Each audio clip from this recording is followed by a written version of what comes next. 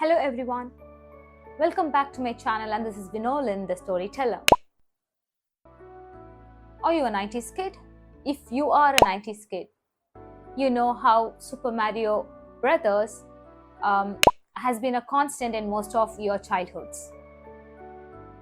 When my husband surprised me with Super 400-in-1 gaming console, I know it won't last long because of its cheap material build, but the nostalgia factor is high. Those classic games gave a sense of comfort and brought back emotions.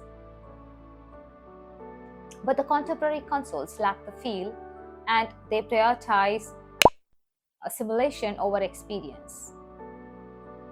Today, let me take you back to the 1960s, how an ordinary man revolutionized the video games and why Nintendo retro gaming is appreciated even today.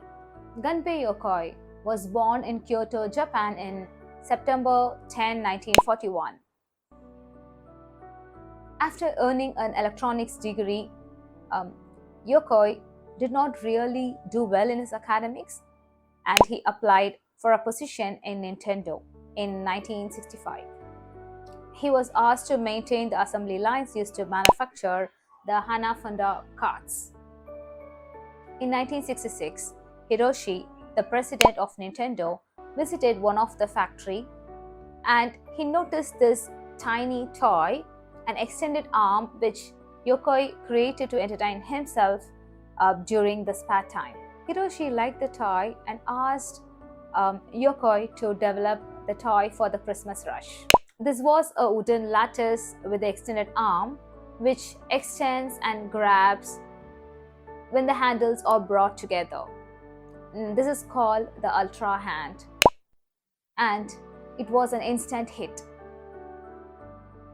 He also worked on several other toys like 10 billion barrel puzzle and the Love Tester. Love Tester was an interesting toy.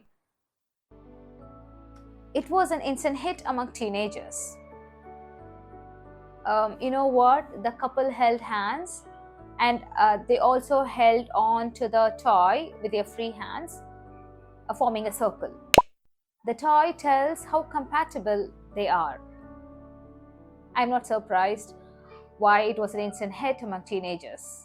Later, Nintendo decided to develop video games and Yokoi became one of the popular game designer in Nintendo. He started creating a lot of video games, but this one particular game was a game changer. One day while traveling, Yokoi found a bored businessman fiddling with an LCD calculator by pressing the buttons. Yokoi then got an idea and went on to create Game & Watch, and it had 60 variations. Do you know? Yokoi supervised Miyamoto in the beginning of his career, who developed Donkey Kong, and it was a commercial success. Yokoi continued to work with Miyamoto, who developed Super Mario Bros. And he was the one who convinced Miyamoto to give Mario the superhuman abilities like jumping to the larger heights and remain unharmed.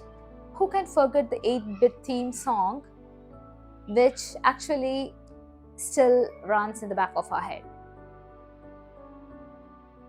Yokoi helped produce the game, but the history largely credited Miyamoto for this creation.